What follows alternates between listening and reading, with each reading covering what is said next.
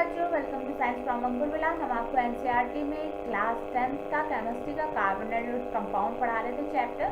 इसमें हमने आपको आइसोमर्स तक के पढ़ा दिया था। आज हम उसी में कुछ छोटी छोटी सी हेडिंग्स ली हुई हैं जिसको मैं डिस्क्राइब करूंगी। इसके बाद आपको सोप एंड डिटर्जेंट पढ़ा के इस चैप्टर को पूरा फुल फिनिश करूंगी, ठीक है। और जैसा कि मैंने आपको बताया था कि मेरा ये जो चैनल है वो फ्री ऑफ कॉस्ट रहेगा आप लोग के लिए हमेशा। बस आप लोग सपोर्ट करते रहिए और ऐसे ही पढ़ते रहिए, ठीक है।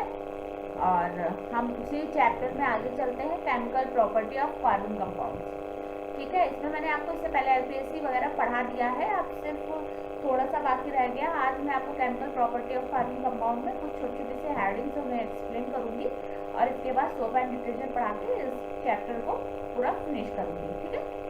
तो अब हम उसी में आगे चलते हैं, कुछ chemical property of carbon compound. Carbon compound की केमिकल प्रॉपर्टी के बारे में जानते हैं हम लोग, ठीक है। आपको मैंने इससे भी पहले जो फर्स्ट चैप्टर पढ़ाया था उसमें मैंने आपको एक कंबशन शब्द को बताया था कि कंबशन मतलब क्या होता है, ठीक है। आज मैं उसी को और एक्सप्लेन करूँगी, ठीक है। यहाँ पे कुछ आपको दिख रहा होगा कि कुछ कार्बन केमिकल प्रॉपर्टी लिखी हुई है, ठीक है। देखिए, the complete combustion of carbon. Carbon का जो मतलब कंबशन मतलब होता है जलन, ठीक है। मतलब बोला जाता है जब कंप्लीट कंबशन ऑफ कार्बन, जब कार्बन कंपाउंड का कंबशन होता है तो हम कैसे करते हैं। जब हम ये क्या लिखा है CH3 CH2OH, अगर हम इसको मतलब एक फॉर्म में लिखते हैं तो ये C2H5 बन जाएगा। C2H5 क्या होता है?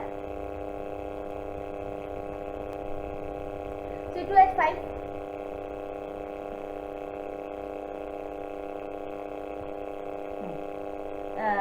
ये बन गया आपका, थोड़ा साफ लिख देते हैं, ये C2H5 क्या हो गया? अल्कोहल, ठीक। जब हम अल्कोहल को ऑक्सीजन, मतलब हम प्रेजेंस ऑफ ऑक्सीजन, एयर में क्या होता है, एयर में क्या होती है, ऑक्सीजन होती है। और अगर हम ऑक्सीजन के साथ C2H5OH की रिएक्शन कराते हैं, ये क्या है? L का मतलब होता है लिक्विड, O का G का मतलब होता है गैस, तो क्या बनेगा? CO2 बनेगा। कैसे बनेगा?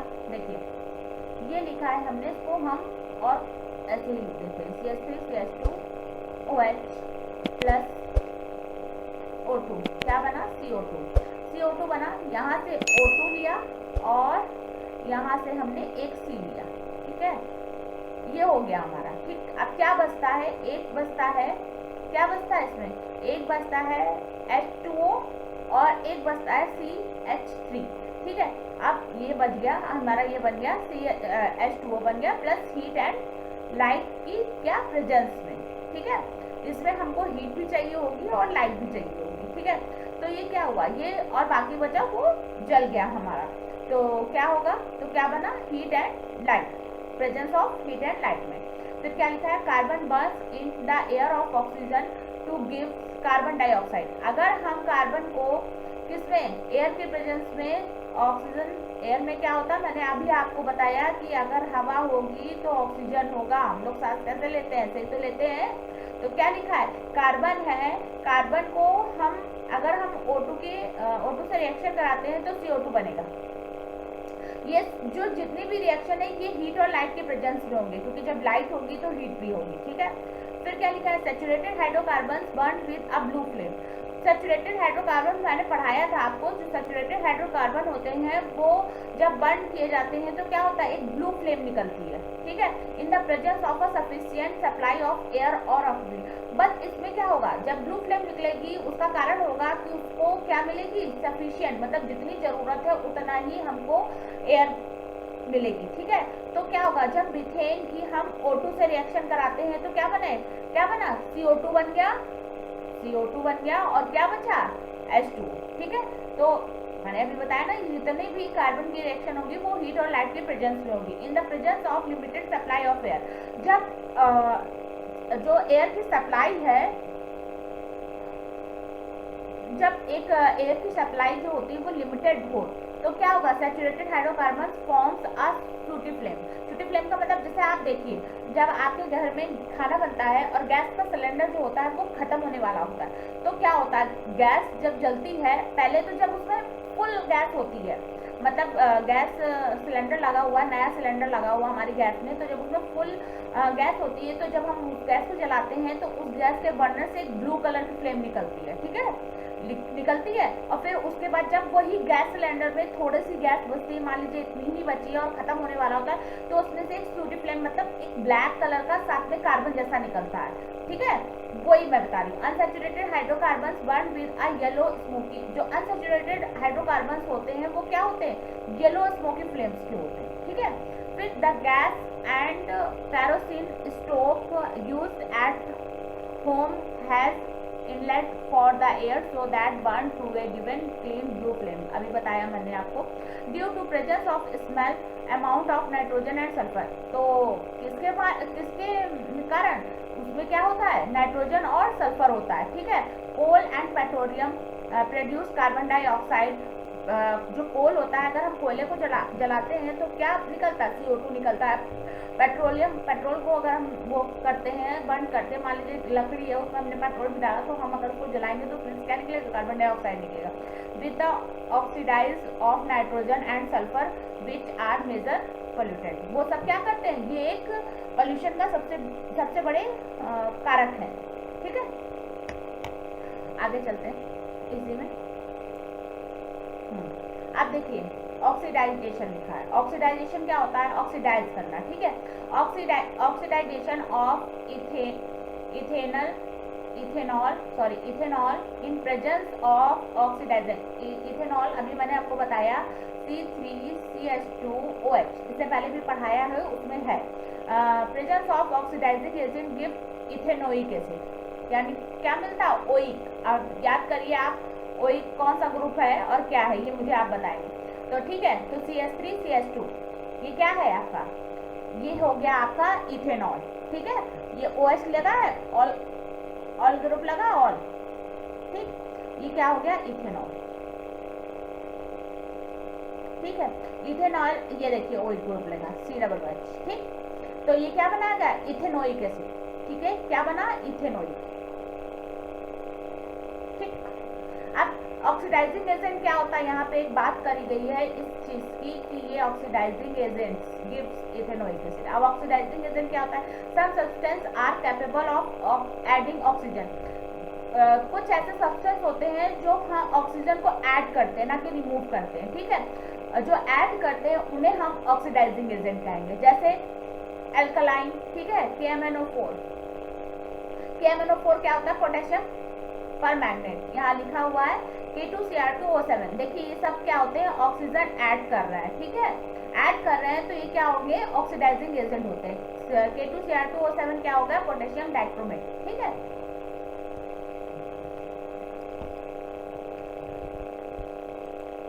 आगे चलते हैं इसी में। और एक चीज और, रुक जाइए, एक पॉइंट छूट गया है पीछे, ठीक। ये जो ऊपर ये जो रिएक्शन लिखी हुई है, ये जो है इसमें हम यूज करेंगे, यहाँ पे लिखा हुआ है एल्कलाइन, ठीक है, एल्कलाइन KMnO4 यहाँ पे लिख दे रहे हैं। एक मिनट, ये वाली जो रिएक्शन है वो यहाँ पे क्लियर वे में लिख दे रहे हैं, क्योंकि इसमें कैटलिस्ट यूज किया गया हुआ है, ठीक है। अभी क्या आगे बताऊंगी मैं कैटलिस्ट क्या होता है, ठीक है। CH3 सॉरी ये CH3 CH2OH गिव्स CH3COOH, ये तो मैंने बता ही दी आपको, ये इथेनोइक एसिड है, ये इथेनॉल है,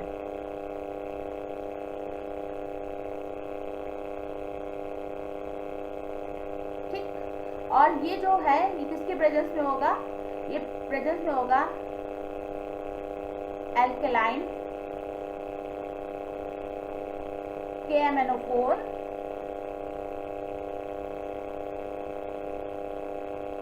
प्लस हीट, ठीक।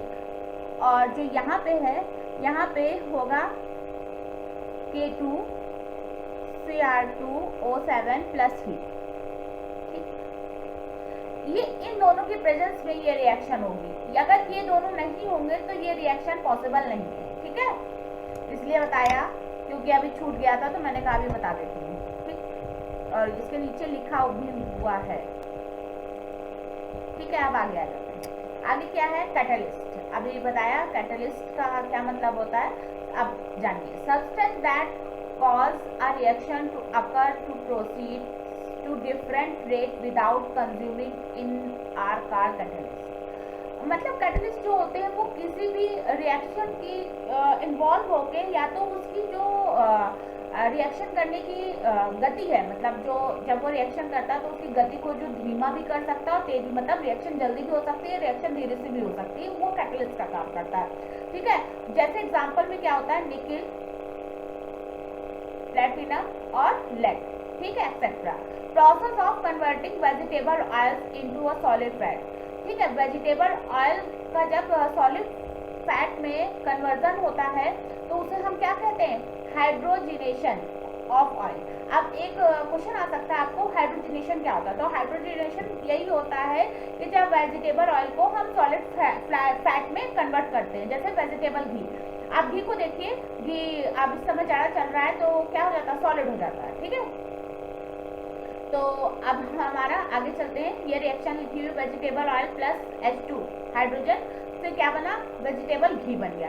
Vegetable fats are saturated fat which are harmful for health. आप बोलते हैं वैसे सैचुरेटेड जो फैट्स होते हैं वो हेल्थ के लिए अच्छे नहीं होते, और जो सैचुरेटेड मतलब ऐसे पदार्थ जो जम जाते हैं वो हमारे हेल्थ के लिए अच्छे नहीं होते, और जो जमते नहीं हैं वो पदार्थ हमारे लिए अच्छे होते हैं खाने में। ठीक है, जैसे अब हम घी लेते हैं, घी को क्या होता है, घी जम जाता है तो वो हमारे लिए अच्छा नहीं है। वैसे तो सभी लोग खाते हैं और घी बोला जाता है खाना चाहिए। ठीक है, और vegetable oil containing unsaturated fatty acid. जो वेजिटेबल ऑयल्स होते हैं वो अनसैचुरेटेड फैटी एसिड होते हैं, वो क्या होते हैं, वो गुड फॉर हेल्थ होते हैं, वो हेल्थ के लिए बहुत अच्छे होते हैं। अब एक और रिएक्शन लिखी है, substitution reaction. Replace of one और more hydrogen atom of an organic molecule by another atom of group of the atom is known as substitution reaction. अब हम एक रिएक्शन लिख रहे हैं, उसके थ्रू हम आपको सब्स्टिट्यूशन रिएक्शन का मतलब बताते हैं। ठीक है, देखिए CH4 क्या है, गैस। ठीक है, प्लस Cl2 क्लोरीन क्या है, gas. In the presence of sunlight. ठीक, क्या बनेगा, CH3Cl, ये भी क्या है, गैस फॉर्म में, प्लस HCl हाइड्रोक्लोरिकम, ये भी क्या है, गैस फॉर्म में। ठीक है, अब ये क्या है हमारा, मीथेन। ठीक है, ये क्या है, ये यहाँ पे लिखे हुए, ये क्या है,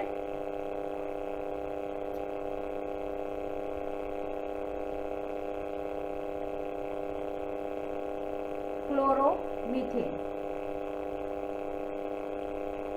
ठीक, ये क्या है, क्लोरोमीथेन। तो अब आप इस रिएक्शन के थ्रू समझिए इसको।